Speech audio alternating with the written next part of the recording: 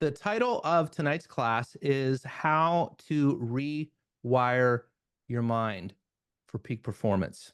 And then my goal is by the time that this first hour is over, you're going to have some really practical tools that you can use to start to rewire your mind very, very quickly. The whole idea of rewiring your mind is many of you, I assume, are clear or somewhat clear on some goals that you have for yourself. There are things that you want. And many of you have noticed a dissonance or a distance between what it is you want and where it is that you're at right now. And so, our goal in doing this tonight is how to help you bridge that gap and make it easier. So, a lot of the work that I focus on these days is about how to reduce the friction and the resistance in moving towards what you want and increase the momentum. And a lot of that has to do with energetics. It has to do with your energy. It has to do with how you feel. It has to do with your mindset.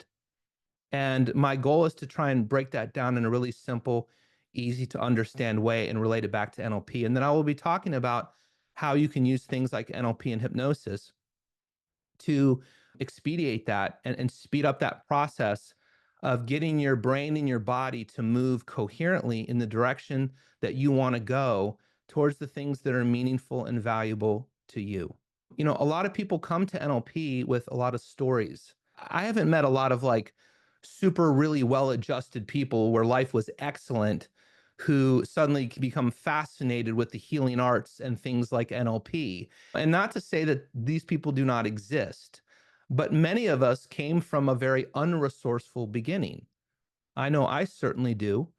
And many of us had a lot of unnecessary suffering as a result of patterns we were caught in, environments that we were a part of, caregivers who were probably doing the best they could with what they had, but it was what it was. And as a result, we experienced frustration, we experienced anger, depression, resistance, self sabotage. How many people here feel like you've had challenges in the past with self sabotage to one degree or another? Like there's something you really want, but you just can't get yourself to do it and you can't understand why, right? And you're like, what the heck is going on? And what's the problem?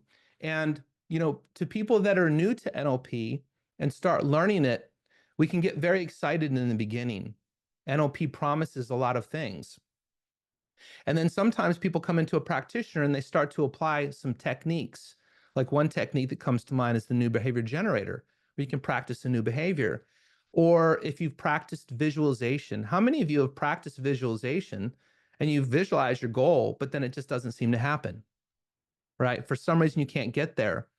Or you can get there in one area of your life, but not the other. And you're like kind of wondering, like, what is that? What's going on? What's really kind of getting in the way? And you get the sense that there is something getting in the way. But the question is, how do I decode it? And how do I adapt to it? And then how do I influence it in a powerful way? And so that's what I'm going to try and kind of uncover tonight with you and give you guys some really good ideas on how to do this. And then I want to also give you a few little kind of fun experiments to really help kind of hopefully open your mind a little bit. So with your permission, one of my goals tonight is to do a full belief change in your minds if this belief is not already in place. And here's the belief that I want you to leave here with. I want you to leave here with the belief that you absolutely have power and control over your mind and that you can influence your world and your reality. And even if you have felt absolutely stuck in a certain area in your life until now, that it is not a lost cause and that it is not hopeless and that there is something that you can do about that. I also want to encourage you all to believe that you are empowered to reduce the unnecessary human suffering in your life dramatically, and it does not have to be super complicated or super challenging to do it. Okay. And even though you may have felt until this point that the same awful stuff or awful patterns keep happening over and over and over again, which I kind of playfully call the Tootsie Roll syndrome, that you have control over that and that you can influence that. And I also want to prove to you tonight definitively that the mindset that you have and the filters that you are looking for absolutely create impossibility or possibility in your life. And so if there is an area of your life that you are struggling that is significant, whether it is health, whether it is a relationship, whether it is your professional career, and if it feels like you're at an absolute impasse, nothing has worked out, and it's totally hopeless, the transformation can be so fast and so quick.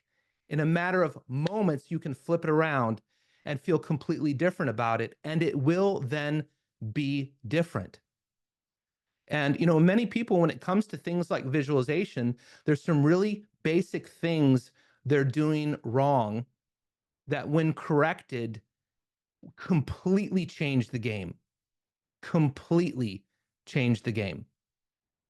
And so my goal is to give you that stuff tonight so that you have that. Then in the last 15 to 20 minutes of the class, I'm going to answer questions. And I will mention 2 classes that are coming up, but I won't go into that too much. I'll let you know before I do that. So if you don't want to stay for that portion, if you're not interested in hearing about that, that's absolutely fine. If you take something away from this presentation tonight and it changes you and it benefits you in some way, beautiful. Let's do it. Let's go for it. Okay. All right. So with that said, I'm going to talk a little bit about NLP, and then I'm going to get into metaphysics with you. Okay. Because what I'm suggesting here, folks, is that it's our internal mindset and our internal reality that creates our external reality. 100% without question. I struggled with this for years. I believe it to be 100% true at this point. And I hope that you agree by the time that we're done. Okay. So let's talk about this. So like I said, you can get this in the free class. I'm going to just basically scan through this right now and cover the basics because I have a feeling that there's going to be a lot of new people watching this. NLP was developed in about 1973 by a guy named Richard Bandler and John Grinder in the Santa Cruz Mountains over a bottle of red wine. These 2 guys studied 3 very influential healers at the time. So the whole intention of neurolinguistic programming when it began was to model what effective healers were doing that seemed magical and see if they could extract a formula and begin to reproduce it. And really what they were trying to do is they were trying to do alchemy. They wanted to reproduce these magical results. Fritz Perls was a Gestalt therapist. Virginia Satir was a family therapist, and Milton Erickson was a psychiatrist and a medical hypnotherapist. They were all excellent, all 3 of them, at getting results with people. So there are 3 ways to think about NLP. Number 1 is a set of modeling tools. Okay, and you don't really have to know about all this right now. Neurolinguistic programming, NLP, means to change your nervous system through the use of language. And so the first way to think about this technology is it's tools that we can use to observe and model and reproduce excellence. You can also use it to observe, model, and reproduce pathology, which I spent about a decade doing when I worked in mental health, to better understand how people got panic attacks and then how we could undo them, or how people got depressed and how we could rewind that back and change the way people were responding to the world around them. The second way to think about NLP is the set of processes that have been archived as a result of this modeling. We've been modeling this stuff for well over 30 years now. And so we have really solid, effective, tested, validated, science-backed processes to resolve things like traumas and conflicts and shocking images very quickly and rapidly. I've done some work with a nonprofit called the Research and Recognition Project, where we worked with veterans with severe military and sexual trauma.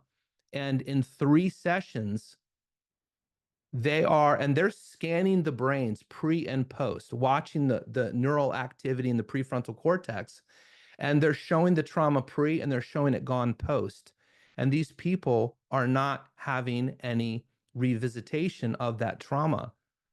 It is called a neurological reconsolidation technique. These things are, it's mind-blowing what it can do.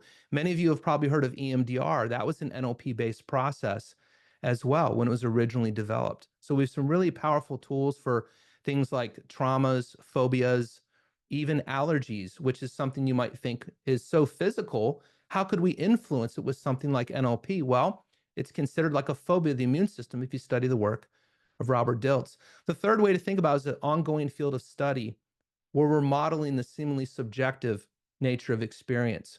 Now, why does this matter to you when it comes to peak performance and rewiring your mind? Well, do you think maybe there's a model for what successful people are doing that's different than what the unsuccessful people are doing? Do you think maybe there's a pattern or a model for how you're getting stuck or how you're sabotaging yourself?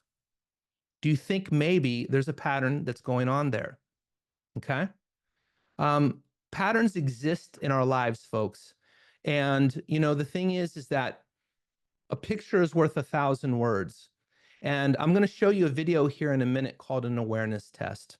Now, if you've seen this video, please don't spoil it for anybody else. Okay. But it's going to show you two basketball teams. Okay. And what you want to do is count how many times the team in white passes the ball back and forth and see how aware you really are and how well you can calibrate. Okay. Because I'm going to be talking about NLP here in a moment. And one of the things is we can't possibly take in all of our experience that is around us. We are limited by our senses, our sight, what we see, our hearing, what we can take in, what we can smell, what we can taste, what we can touch. If you've ever come home late at night and you forgot to turn the porch light on, right? How hard is it to find that keyhole? It takes a little while, right? If you ever tried to have a telephone conversation with someone that you love, but you have a bad connection, you get every third or fourth word, it can be kind of frustrating because it's hard to get the meaning of what they're talking about. I remember one time when I was in college, I drove my motorcycle into Washington, D.C. to go write at a coffee shop at about midnight in December. And it was so cold. When I pulled my motorcycle up to the cafe, my hands were numb and my feet were numb and my bike fell over because I couldn't feel it. Right? And I wasn't able to navigate that. So we're really limited by our senses and we're never taking in the entire picture. We're always deleting out a massive amount of information. And the beautiful news in that, folks, is if you don't like the experience you're currently having in your reality, guess what? You're not seeing the whole elephant. You're not even seeing the tail of the elephant. You're probably seeing a hair on the tail of the elephant. And again, it's easier to show you what we're missing than to tell you. So let's go ahead and take a look at this. And like I said, if you've seen it before, just enjoy it again. But for those of you who haven't seen it, I think it'll be quite surprising. This is an awareness test. How many passes does the team in white make? Go!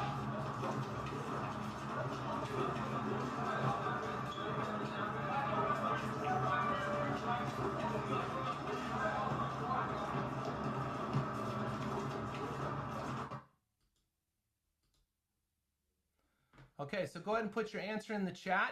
For those of you who think you got it. How many passes did the team in white make? 22, we got 11, 13.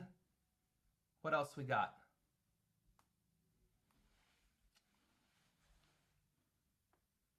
Any other answers? Okay. The answer is 13. So very good, Catherine. But did you see the moonwalking bear?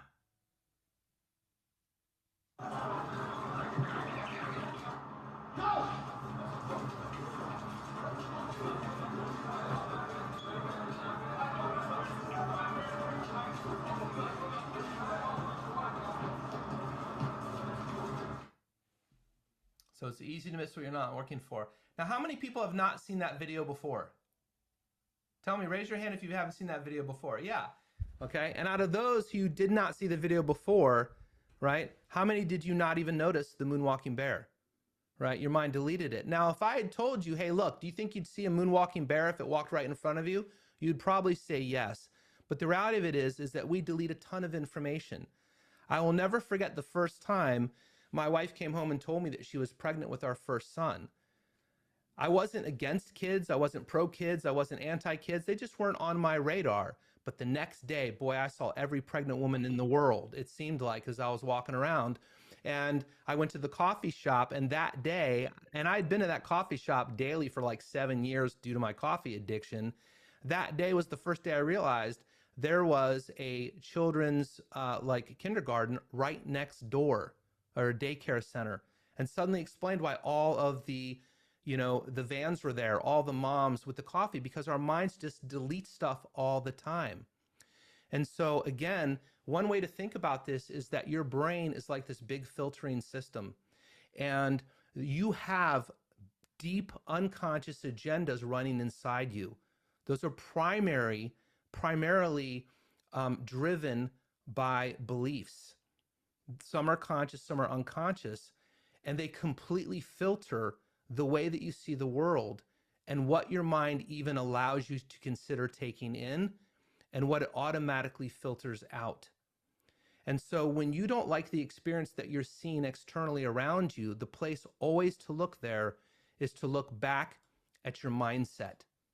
Okay, so let's go back to this. Now, what is NLP good for? NLP helps you manage your internal mental and emotional state. It helps you stay resourceful during stressful times. It helps you keep your bandwidth open. It gives you more behavioral flexibility. Okay, and it will dramatically increase the speed with which you learn. It will also help you become a more influential member of any group that you are a part of, whether it's the people that you serve as a coach, whether it is your family, whether it is your relationship, because you will have a greater amount of what we call behavioral flexibility. NLP is not about right or wrong or good or bad. It's about adding more choice in with the belief that the unconscious will always make the best choice available to it at the time. And it's excellent for modeling, both excellent and pathology. If you see something that someone does really, really well, like a great coach or a great teacher, or if you see someone who is a great, let's say you're into real estate and they're a great real estate agent, using a technology like NLP, or a great politician for some of you, you can model what they're doing and you can extract the essence of that model very rapidly. And one of the ways to do that is you get 3 examples. And using some basic NLP, you can pull these models out very, very quickly. So I discovered NLP in college when I was essentially flunking out. I was having a very hard time. I was ADD. I was having a very hard time reading and comprehending. And I was an English major, philosophy minor, and studied psychology. So talk about like a lot of reading. And I struggled with the traditional methods of learning. Because I struggled, my mind started to create stories to explain my struggle. Those stories crystallized into limiting beliefs. And then those limiting beliefs started to curate my experience and affect how I saw the world and what I believed was true. And I got news for you, folks. Whatever stories you're telling yourself about yourself and what's possible for you in the world, your mind will go and collect evidence that that's true. And it will stack that evidence. And what that evidence then does is it creates what we call an attractor basin. So if you put a pebble or a little metal ball in a metal bowl, it's always going to come to the bottom. And so whatever you give the most energy, the most attention to, whatever feels the strongest in you, will become your attractor basin. Right now, all of you probably have at least one goal that you really want. But my guess is if I asked you about this goal that you want that you do not have, there's a part of you that's really attracted to it, and there's a part of you that feels very different about it. Like, I don't know if that's right for me. I don't know if I can really do that. Like, I really want to be wealthier, but I don't know what comes with that. And so what I'd like you to do is I'd like you to take a few moments right now and take a look at your thinking.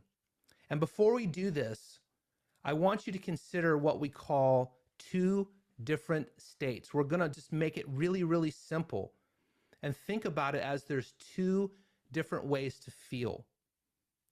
There is what we call an empowering state, which is where your nervous system goes parasympathetic, where it opens up. So when we think about things like flow, right? People that are into peak performance, they want to be into flow. I want to be in flow. I want to get in there and do my work and feel good and move forward and have it be easy. When we're in flow, things feel natural. Things feel good. We're open to possibility. We find synchronicities. We start to believe that things will work out for me. Even when we are faced with challenges, we start to see the blessings in this. Can everyone relate to this feeling? Right? And so a simple way to think about it is that these are states that feel good and get our nervous system to open up and go more parasympathetic. Okay?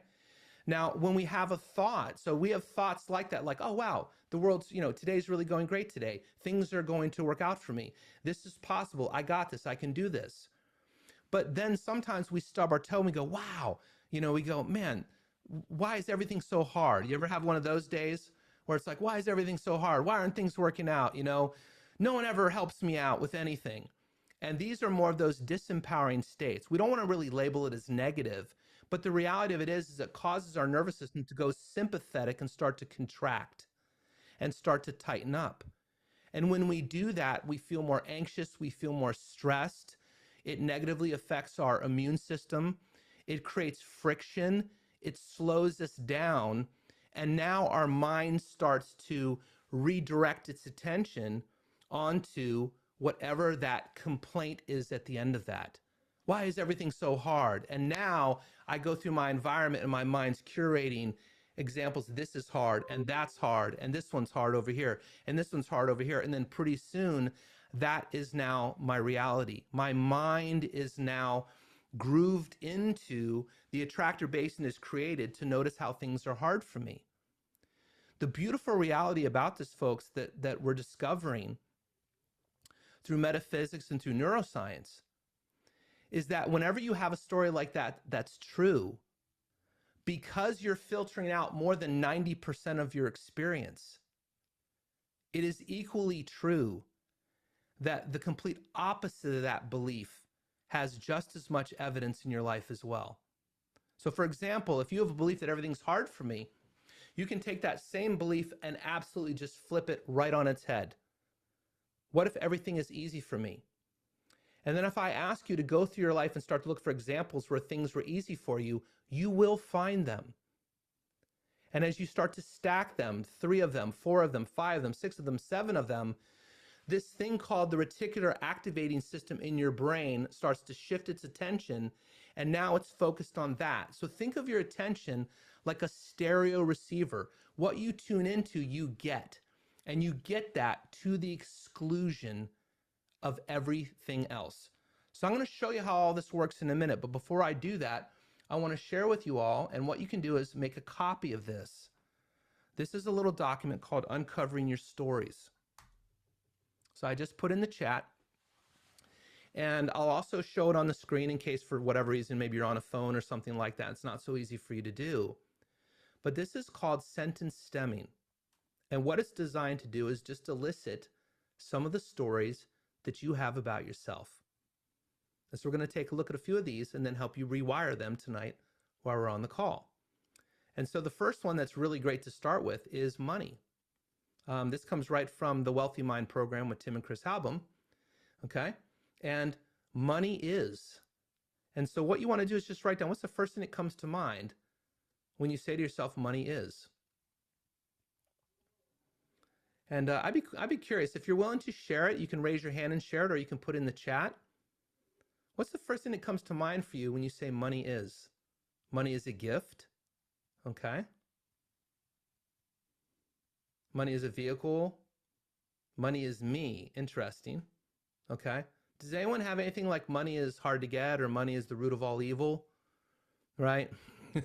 Money is challenging.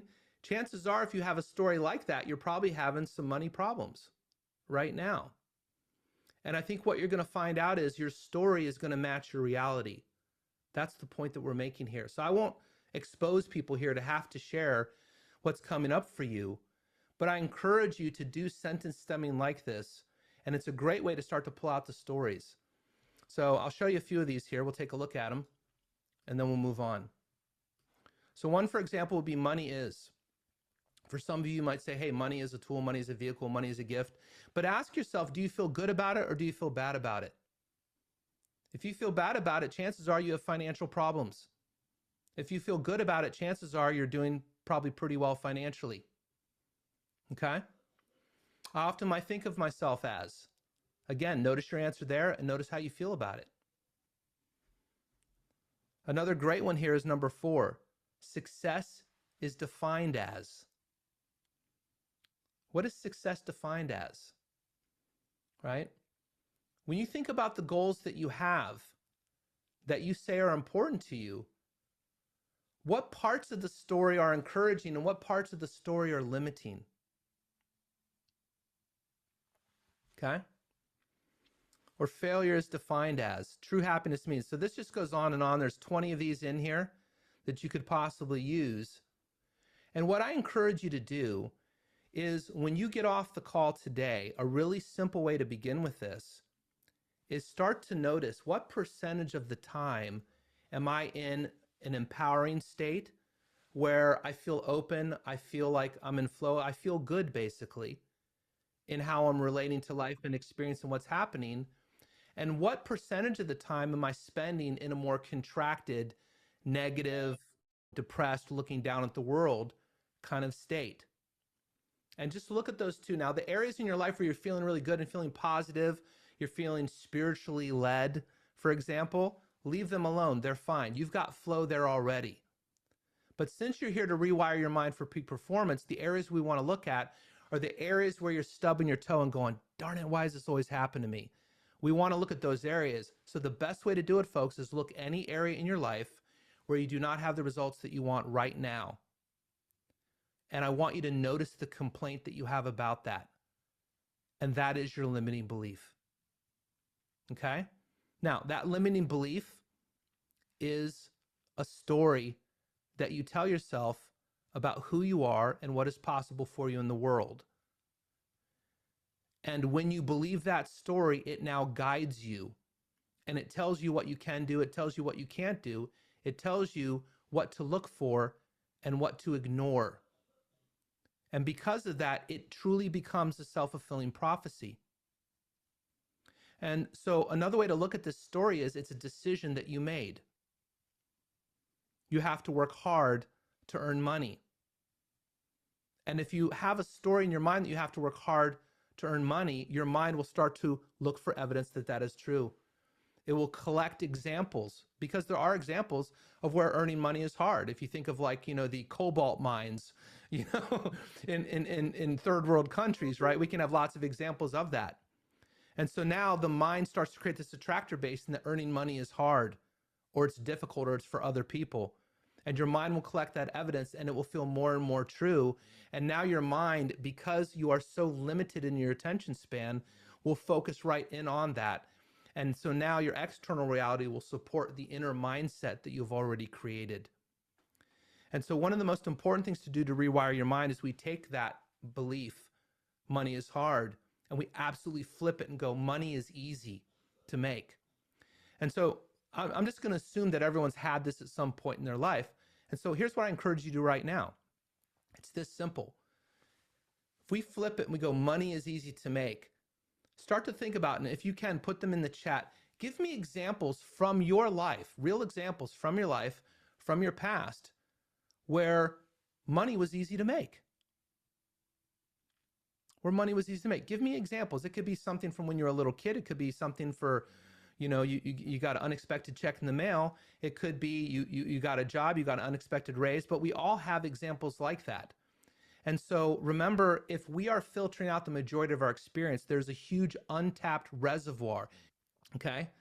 And so hair and makeup on X Games was easy. Getting paid for surveys. What's some other examples of how making money was easy? This isn't a money-making seminar, folks, but this is a rewiring your brain belief change seminar. Because some of you have the story that, relationships never work out. Or I had a client the other day who's getting ready to travel to Italy on another trip. And I asked him, I said, how do you feel about your trip? And he goes, oh, well, part of me is really excited. I said, well, great. And how's the other part of you? He goes, well, sometimes traveling can, and then he starts going into the complaints about it, right? We can all relate to this kind of thinking, right? So part of him was excited, and part of him was like, oh, well, I may not know what to do. There was that time I was in Hong Kong, I got lost. There was that time my Sherpa didn't show up and meet me at the designated place. And there's the other thing. And he started pulling up these examples.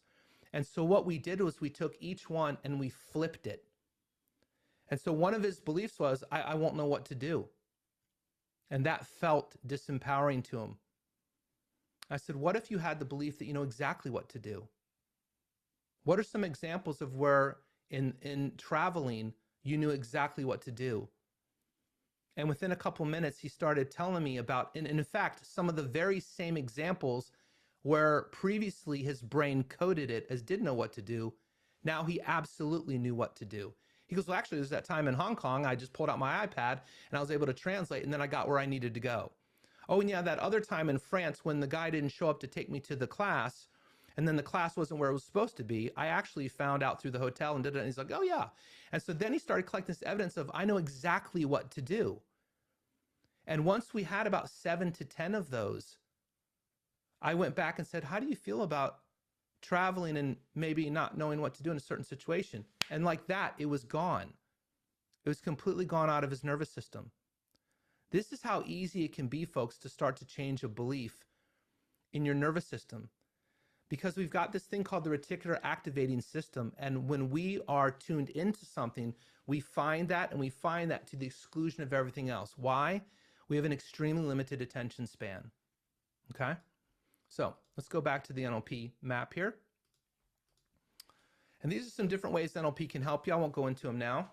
But this is the NLP map, and I talk about this in a lot of my presentations. I'm not going to go through it in great detail. But essentially, there's about, depending on which neuroscientist you ask, this is from a guy named Mahai Csikszentmihalyi, there's about 2 million bits of information we can potentially pull in from our immediate environment at any one moment. But out of that, we're lucky if we can take in 134 between our conscious and unconscious minds. And consciously, according to George Miller in a paper he did, as John and I firmly believe in 1957, according to the research, it was about 7 plus or minus 2 bits of information we can pay attention to. So really what that means, folks, on most days, we can track about 5 things at a time. 5 things out of the 2 million bits of information that's out there. And so if I tune into classical music, I'm going to get classical music, and I'm going to get that to the exclusion of everything else. If I tune into hip hop, I'm going to hear hip hop to the exclusion of everything else. And so if I am tuning into all the ways in which relationships never work out for me, my mind will collect those experiences that will fill up my map. Because in NLP, what happens is we realize we're not responding to reality. We take information in and we filter it through these mechanisms. We delete tons of stuff. We distort tons of stuff because we have to compare it to things to figure out what it means to us. And we do lots of generalizations. You know, all men are this, all women are this, all Christians are this, all Muslims are that. We make generalizations because if we didn't, life would be very hard to navigate. If you couldn't generalize one doorknob from another, you'd probably still be stuck in another room, right? Because you have to relearn it.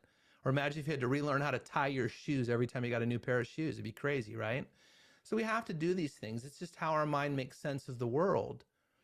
But realize when something happens, we make this collage in our minds. We make a collage in our minds about our experience. And it's only got a few things in there, some pictures, some smells, some tastes, some sensation. We compare it to other collages we've already stored in our mind. And then from there, we decide what it means. And until we tell ourselves a story about what something means, we have no idea how to feel, and we have no idea how to act or respond as a result of that. And so if I'm believing a story that relationships never work out for me, how do you think my mind is going to filter my environment? How do you think my mind is going to listen? If you're, so let's say, for example, folks, that, let's say that you're in a relationship and you want to have a new partner, but let's say the last 3 people cheated on you. Okay, so let's say you're a woman and the last 3 guys all cheated on you. Okay, what are the odds? What do you think is going to happen in this woman's mind when she now goes on a date with a new guy? The first time he turns his phone upside down on the table, or the first time the phone rings and he leaves the room. What do you think is going to happen? Do you think she's going to probably jump to that conclusion? Right? Probably rightfully so. Her mind's going to go right to it. It's going to naturally assume probably the worst because that matches her current experience. And so one of the things that I encourage you to get curious about is get curious about the stories that you have in your mind. And again, the best way and the fastest way to do this, folks, is look at your results where you're not getting what you want. And where you are finding that you are not getting the results that you want, listen to the complaint.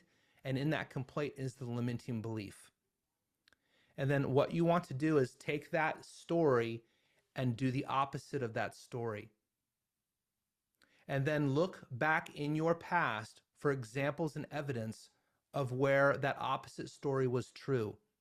And when you get enough of those, you will feel it neutralize that story. Because both of them have validity, both of them have, we can find examples of anything that we are looking for in our mind. We can find examples of people that have great relationships, and we can have examples of people that have challenging relationships. There are lots of examples where money is easy to make, and there can be lots of examples where money is hard to make. And so one of the things that I would encourage you to do as you optimize your mind is think about what's useful to me. What is useful to me? And if you want to get more momentum and less friction, you want to get your mind working in a way where you believe in possibility, you believe in you're looking for the synchronicities, you're looking for the connections, and you're looking for the evidence that support the beliefs that move you in the direction that you want to go. Okay, now I know some people struggle with this idea of like, well, but that's not what I'm seeing in my world. But remember, you're curating it to a high degree. And so I've got another video I want to show you right now to show you how much your mindset and your preconceived thoughts affect how you see the world. And then we'll talk about what to do with all this old slough. So let's say you have had a string of bad relationships in the past, right? Whether you want to believe that you manifested them or not, we can talk about what to do with them. And so this is where we kind of bring in this talk about energetics a little bit.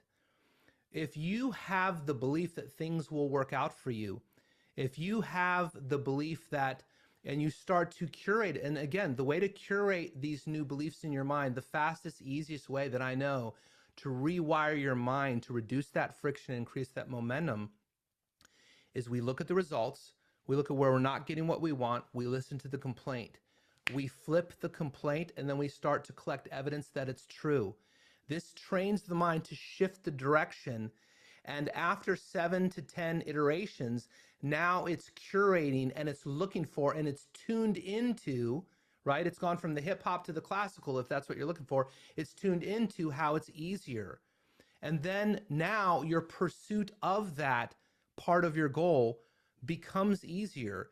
You start to notice the things you were deleting before. Realize, folks, that same route that I drove to work on that day when I first found out my wife was pregnant and that I was going to have a son, I had driven that route for 7 years. I had never seen the daycare. I had never seen the Kids R Us. I'd never seen the Children's Hospital. I never noticed the vans had baby on board signs in the back of them. I swore I'd never had a minivan. Of course, I bought one. They're awesome, right? But I saw all these things that I never saw before. For those of you, think about the last time you got a car, right? Have you ever had that experience? You get a car and suddenly you notice that car everywhere you go. And then after a while, you even notice the difference between like this year and last year's model. Okay. So now start to think about what happens if you apply this to the goals that you have. Now, on top of this, folks, if we want to go really, really out there, there's something called the observer effect. How many people, raise your hand if you've heard about the observer effect? A guy by the name of Young did a study called the observer effect. And basically what it means is particles and electrons change based on who's observing them. This is something that has to do with quantum mechanics. And the saying goes, if you think you understand quantum mechanics, you don't, because it's absolutely unexplainable. But what it tells us is that what we're seeing and what we're perceiving isn't actually totally and completely accurate. So again, pay attention to the mindset. Now here's another layer to add on to this. If you think about it, folks, for those of you who have studied NLP or you studied body language, we know there's things like micro expressions. There's things like pupil dilation. There's facial tonus, color in the lips, tension in the jaw, different things like this. And they're always communicating at a very kind of unconscious level between two human beings. If you've ever seen the communication pie chart, right? How many people have heard of the communication pie chart where they talk about 7% of your communication is the words that you say, 38% is how you say it, and 55% is your body language. One way to interpret that, folks, is 93% of what you're always communicating is how you really think and feel right now. And how you really think and feel right now, people feel it whether you realize they do or not. So if you've been hurt in the past, and if you haven't cleaned that up, if you haven't cleaned up that emotional speed bump, it's very likely that you will take that resonance, that vibration into your next relationship. And that's why you keep having the same experience over and over again. If I take two guitars and I pluck an A string on one guitar, only the A string will vibrate on the other guitar.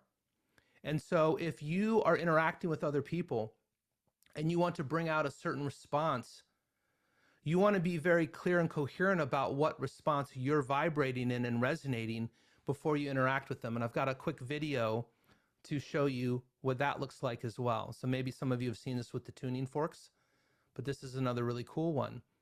And so here, he's first going to strike a 512 hertz, and you'll see it won't affect the 440 at all, and then he'll match it. Notice the ball does not move at all.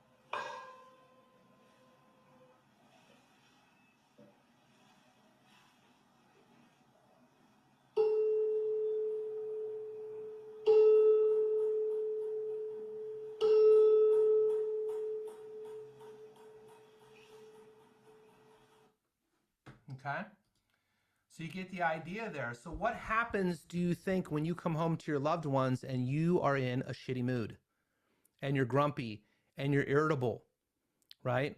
How many people have had that experience? You come home and you're already grumpy, you're already irritable, and then all of a sudden that now is reflected in your environment. It brings out the worst in other people. Richard Bandler used to say, he goes, I never understood why people had a bad day at work and then they came home. The guy would come home and he'd yell at his wife. And then his wife would yell at the kids, and then the kids would kick the dog, and then the dog would chase the cat. He goes, that never made sense to me. He goes, so when I have a bad day, I stop somewhere on the way home I've never been before, and I take it out on a complete stranger. Now, that sounds like a really crazy, insane story, but it demonstrates this pattern that Bandler is talking about and elucidating. And so I want you to think, folks, that your stories that you're carrying around in your mind, they vibrate just like those tuning forks. And so one of the best ways to redirectionalize your attention and your energy in the direction that you want to go is, again, the areas that you're already in flow towards what you want, leave them alone. Any place where you're not getting the results you want, where there's a breakdown, notice the complaint, flip the complaint, and start to collect evidence that you already have in that untapped reservoir of that other 90% of your experience, and start stacking that up until it feels neutralized. Now, in addition to that, I've got something I'd like to share with you all. And how many people here have heard of someone called Neville Goddard? Yeah. Neville Goddard was kind of a spiritual teacher from days ago. This is an old recording. I'm going to put it through here. And this is called Act as If Everything Works Out for You. Now, we have a class coming up in January that's all about self-hypnosis for high achievers. I'm going to show you a formulaic method of doing that. But I want you to know, folks, reprogramming your mind and starting to redirectionalize your attention does not have to be super complicated at all. You can literally take this audio that I just put through here and you can start to listen to it. And if you start to listen to it, it is going to redirectionalize your attention. And if you take on what he says in it, you will start to notice areas in which your life is working out for you and is going the way that you want. And so think of this as like training wheels to start to teach you to redirectionalize your attention so you're spending more time in that parasympathetic state and less time in that sympathetic state. And you'll feel it. Like, really monitor yourself over this next week. How much of my time am I spending in that empowering parasympathetic state? And how much of my time am I spending in that disempowering sympathetic state? That's where all the suffering occurs, is in the sympathetic state. It's all in that. And all of those places are where you're going to have those complaints and where you're not going to be getting the results that you want. And so if you want to expand your business, and when you fully step into that and imagine what it would be like to have your business expanded and going the way you want, if you're not there yet, I promise you, part of you is in the flow and feeling great about certain aspects of it, but there are other part of you that have concerns about it. Okay? Same thing if you want to have a better relationship, if you want to have better finances, if you want to have better health, there is part of you that is in alignment with it, and there's part of you that's not. And so the fastest way to get yourself moving in the direction you want is identify the concerns that you have. So this is how I recommend using a tool like the new behavior generator, which is commonly talked about in NLP. And that's essentially where you imagine you're in a movie theater and you watch a movie of yourself doing a new behavior until it looks good. When it looks good, you step into it and then you imagine you're actually doing it.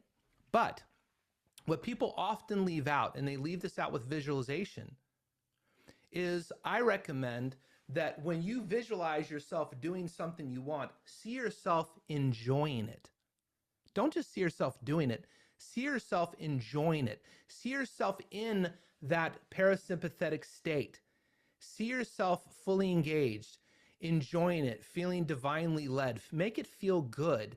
And then when you step in, I want you to go through it as if you're there, as if you already have the result that you want. And Neville Goddard talks about this. Imagine as if you already have. If you want to have better health, imagine you already have better health and you're already living in better health.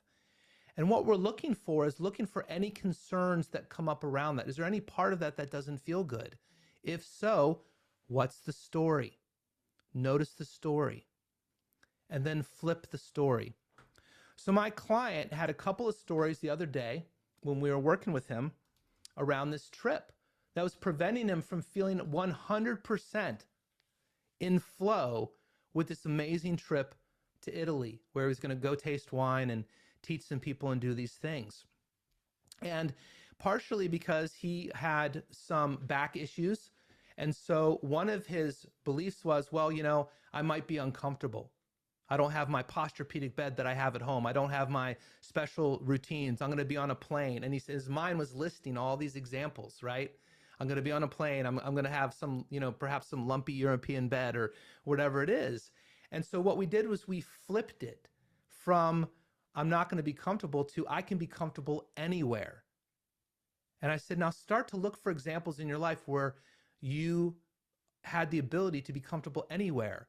And pretty soon he's recalling times like in Boy Scouts when they slept basically on rocks with a sheet, but they passed out cold because they had such a good time. Or this other time in college when he was traveling in Europe and he fell asleep on a train and he slept for 10 hours. And then this other time, and then pretty soon his mind started listing them out. And just like that, that entire limiting belief collapsed. Because it's much easier to identify a statement as untrue than to try and convince yourself that another statement is true. And so it collapsed very, very quickly. And we just went down each and every concern. So if your goal is to rewire your brain now to have better performance in the area of relationship, notice all of the concerns that naturally come up around relationship. Oh, it's going to be hard. Oh, I'm going to have to compromise. And then ask yourself, what would the radical opposite of that be? Flip it. And then look through your life and start to curate examples where the opposite was true. They will be there and you will find them. And if you can't, you hop on an office hour with me and I will personally walk you through it. I have office hours this Thursday at 9 a.m. Pacific Standard Time, and I'm happy to do that. And we'll flip it for you so that you can feel this shift in your body. And it can be this easy, folks. So when we're done tonight, you start to go through the major areas of your life: health, finances, relationship, whether it's other goals. And notice where those little resistance, where those little friction points are. Identify the story, flip the story, start to list examples of where that's already occurred in your life and see what happens. I think what you're going to find out is you're going to start to see that life can work out for you, and that these things that felt really challenging and difficult don't have to feel that way at all. And in fact, the reason they felt that way is because you'd already made the decision that that's how it was going to be. And so this is how you can very rapidly turn around a relationship, turn around a business, turn around your health, or turn around a number of other things. And I know that some of you may have some thoughts about, well, what about this example or this example? This will work across the board, I can assure you. And so this is one way to start to use neurolinguistic programming. I have taught you a very simple model that you can start to apply that will work. And if you buy into this concept that, hey, look, there's no way we can take in everything. And so since we are experiencing such a small 5 things, folks, we can consciously focus on out of 2 million, do you think you're going to be able to find a few other examples of the opposite? I guarantee you will. And it's not that hard to do. And then what you'll start to see is what you look for, you find. And so it really does become a self-fulfilling prophecy.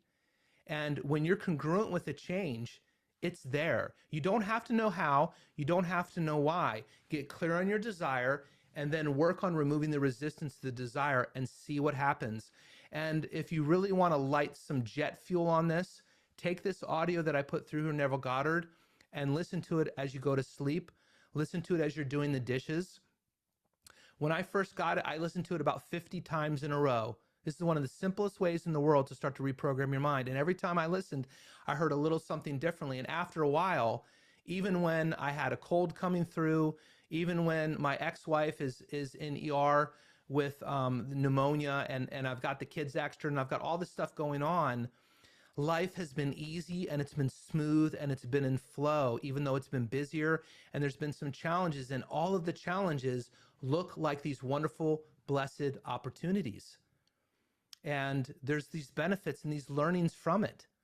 And it's quite amazing. And what you'll find is getting what you want, going towards what is important to you, will feel so much easier and it will feel so much better in your nervous system. It does not have to feel challenging and it does not have to feel painful. So that is my main message for tonight with this. I do encourage you, if you haven't gone through the basic NLP introduction course, to do that, because it will change a belief in your mind that you really can control your mind. That belief change will happen. And it also walks you through the basic presuppositions of NLP, which are really beautiful filters for how we look at the world. And when you embody the presuppositions of NLP, life is easier. And you'll find that getting the kind of results that you want and getting experiences that you're looking for will also be significantly easier. And then hypnosis is a great conditioning tool for your mind. So we do have a self-hypnosis for high achievers coming up in January.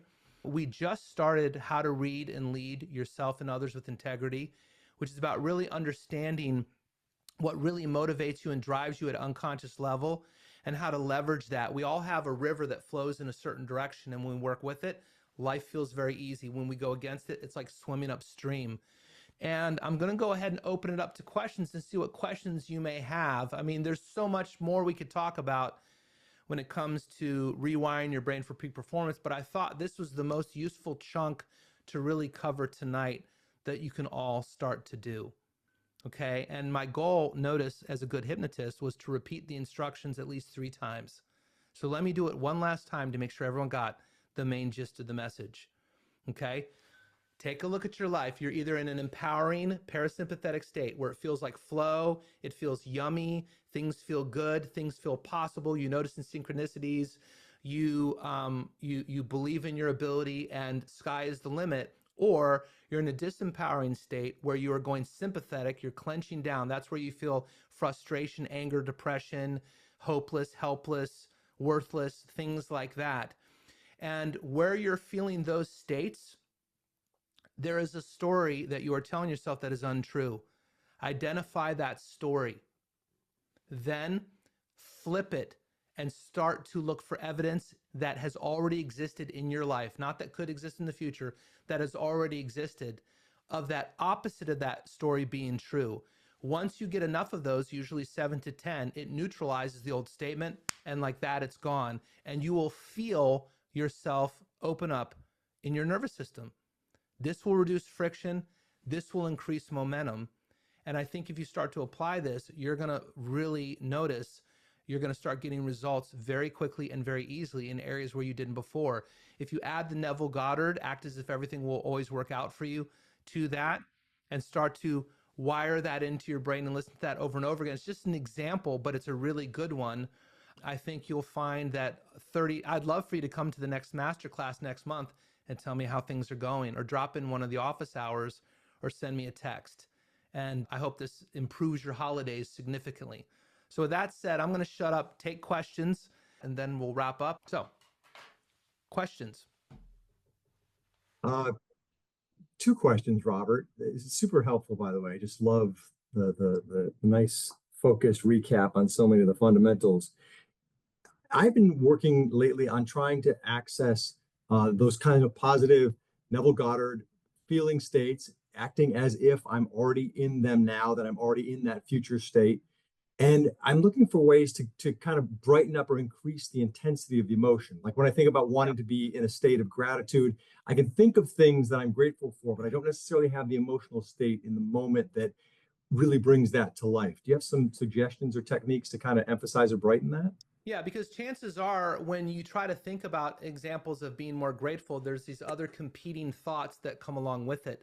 So that's what you want to do, is tap into that reservoir and start to list the examples of times when you felt really grateful, and keep listing those out until it neutralizes itself. And it will do that. Okay. So just start to list those out. Like I actually do it on a spreadsheet, and I'll start to go and list out all the examples. And if you keep doing that, what happens is it makes the reticular activating system in the brain start to shift focus. And now the attractor basin becomes around, I am living a very grateful life. Things are working out for me. And we're doing that. A lot of times what happens is, folks, when we try to shift our direction, we get impatient. And so there's this concept called the echo effect. And so since we're taking on this idea that our external reality is just a reflection of our mindset, you got to realize sometimes you got to have a little bit of faith and stay committed to this new way of thinking until it translates to your outer reality. Sometimes it can take just a little bit of time to translate out. So for example, if my front lawn isn't getting watered properly, and a strip of the grass turns a little bit gray, the first time I water it, it may not instantly turn green. But the more I water it over time, it's going to start to turn green. So sometimes you want to have a little bit of faith and a little bit of trust in the beginning. Now, sometimes you'll get a very rapid transformation. But if you don't be discouraged. Be patient. And what you want to do is you want to build that attractor basin towards the belief that keeps you parasympathetic. Parasympathetic means you're staying in flow. And work will feel easier. The relationships will go better. You'll start to notice how, so for example, if I apply that into relationship and I go, you know what, I can always find the perfect partner. Then now I start to see how every interaction with every partner is teaching me something or giving me something of benefit. Now I'm looking for those things, and now my mind starts to notice them more and more. And then my outer reality starts to match that. And that starts to become stronger and stronger. And then pretty soon, once you have that attractor basin kind of set, it's on autopilot. It just keeps going in that direction. And what you'll notice is that reduction of friction inside and that increase in momentum in that area. Okay. And because it's all there, folks, and it's there right now. And if we had more time, I would show you the observer effect, but it's worth checking out because it really does impress upon us that how we think and how we feel dramatically affects what is going on around us. We are atoms and molecules vibrating. And so our vibrations, our internal thoughts, they really alter dramatically how we see the world.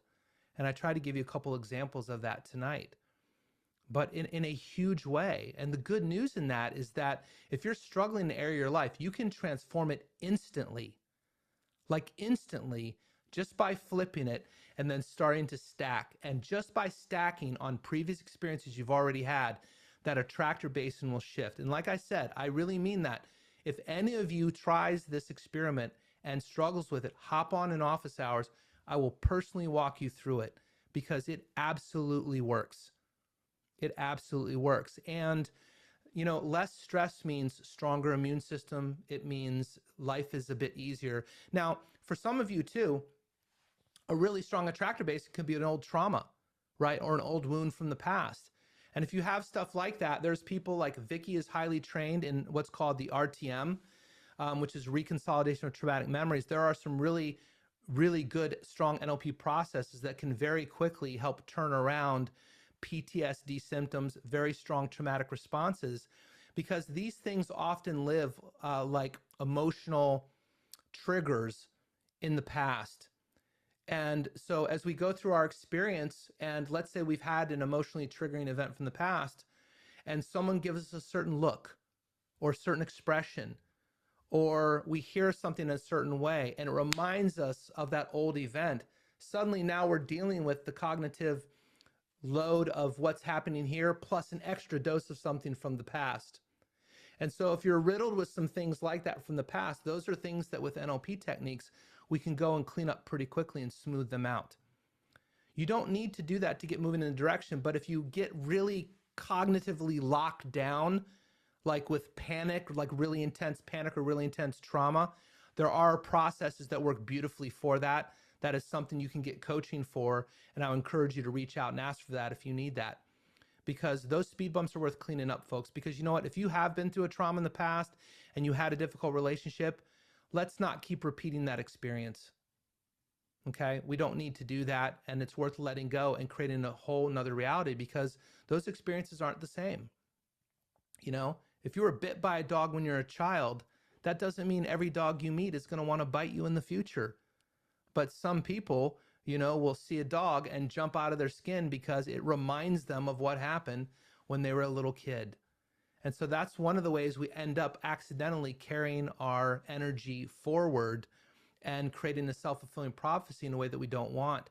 So as you're monitoring, whether you're in an empowering state, where you're parasympathetic versus a sympathetic disempowering state, whichever one feels stronger is going to win out. And so the best way to make the parasympathetic stronger is flip the story, stack the evidence. And if you get stuck along the way, you reach out and you ask for help, but that's the way to do it. And that's my best 2 cents, folks, on how to rewire your mind in about an hour or so. Kyoko, question. Yes. Thank you very much. And I have a question. I don't know anything about hypnosis. And in this exercise, I think I don't know if you use the hypnosis, where and how you used. Could you teach me about Sure, let's talk about hypnosis just for a minute. So hypnosis, let's talk about what it is. It's not mind control. We can't make you do anything you don't want to do. If I give you a suggestion that violates a moral or an ethical belief, or you don't like the suggestion, or you don't like me that day, your mind will reject it like it would any other idea. But have we all seen a movie? Yeah? Everyone's seen a movie, right? And maybe that movie, you know, like if notice when you get into a movie you really want to see, you focus your attention, you use your imagination. Often if we're in a dark movie theater, which is really nice, everything else fades away. It allows us to really focus our attention in on that movie. Then after a while, if it's funny, we're laughing. If it's thrilling, we'll hold on to the edge of our seats. If it's emotional, we're getting teary-eyed, right? We are responding to suggestion via our imagination. Time magazine did a study many years ago, the study was published in Time magazine, where they took 3 piano players. One practiced the piano physically, and they measured the neural activity in the brain. The other one just visualized practicing perfectly. And the third one, which was the control, did nothing. The person who practiced had about, you know, let's say it was 100% of that neural activity. The person who just imagined doing it built over 80% of the same neural activity and neurons within the brain. It developed the ability just by vividly imagining it. And so we know that what we vividly imagine and we mentally rehearse starts to build neural pathways, which creates an attractor basin towards that reality or towards that outcome. And so this is one of the ways in which hypnosis is an incredibly powerful tool, because someone who is, let's say, has a fear of public speaking, right, which means they have a story about it that they could flip and look for evidence, but they could also start to imagine themselves being up in front of a room feeling very comfortable and speaking. And the more they do that, the more they'll start to develop the neural pathways, so that when you put them in that experience, that is what they notice, instead of noticing what they used to notice in the past. So hypnosis is a beautiful tool to start to condition your mind when it gets to that fork in the road to go in the direction you want it to go. And we can mentally rehearse new ideas, new habits, and new behaviors with something like hypnosis. So that's why it's so great for things like weight loss, smoking cessation, stress reduction, etc., because we're helping the person to condition in a new way of responding, and then helping it to become automatic. And so the Neville Goddard audio that I gave you will work just like a hypnosis session. If you listen to it over and over again, it's going to tell you, when this happens, here's how to think about it. When this happens, here's how to think about it. And we've all done hypnosis, folks. We all grew up with parents who said things over and over and over again, and they stuck in our brain. And some of those we took on, or things we heard, or things we picked up along the way, or things we tell ourselves. So one of the other lessons to take out of tonight, and one of the best lessons in self-hypnosis, is to listen to your own internal dialogue. If you're struggling with an area of your life, you have two conversations going on. One that's about what you want, and one that's about the concerns and the fears and the worries about what you don't want. Take those, identify those stories, realize it's just a decision, it's just a story, stack the evidence that the opposite is true, neutralize it, and see what happens. Okay? And so we put the two together, and what we're doing is we're making change happen pretty darn fast for people. And it doesn't have to be super painful. It doesn't have to be super challenging. It can be quite easy. Okay? There is some art to it, of course. Great hypnotists are very artistic in how they reframe things. And in the How to Read and Lead course, you know, we realize that some people are more driven by freedom, for example. They want to do what they want to do when they want to do it. They don't want to be told otherwise. They hate feeling restricted, limited, and controlled. But other people are really driven by the need to feel secure and safe. And they want assurance. And they don't want risk, chaos, or uncertainty. And so these people need to be handled differently. To give them the same instructions, I would highlight different aspects of it so that their nervous system feels good about it and accepts it and pulls that suggestion in. Okay? But the simplest thing is start with your story, folks. Flip it, stack the evidence. And your goal is to spend more percentage of the time in that parasympathetic state. And it feels really good anyway. Trust me, you're going to love it. It makes life so much easier. It makes a busy day 10 times easier. It makes accomplishing a big goal feel so much more enjoyable. And it takes things that yesterday felt like the biggest pain in the butt feel like some of the most amazing spiritual opportunities and blessings right in front of you. It really does. So I appreciate you all being here. I'll stay on for 10 more minutes if there's any other questions, but that's it. I think that's pretty much a wrap. Yeah. And I hope you got some value out of this. I'd love to get some feedback from you as well. Any other questions or comments? And I just wanted to say, I listened to a lot of webinars, and this made me feel very excited. And I've done a lot of NLP. So I just wanted to thank you. Thank you. Thank you. It was great. Yeah. Thank you for being here. If you want the free NLP course, these are some of our guest trainers. You can get that right here. And if you are interested in private coaching for yourself, you can get a free evaluation where you will have a private meeting with myself to discuss your coaching needs and see if it's a fit and see what you want. So I appreciate everyone being here. I look forward to seeing you all hopefully next month for the next class, where we're going to talk about breaking habits. Okay?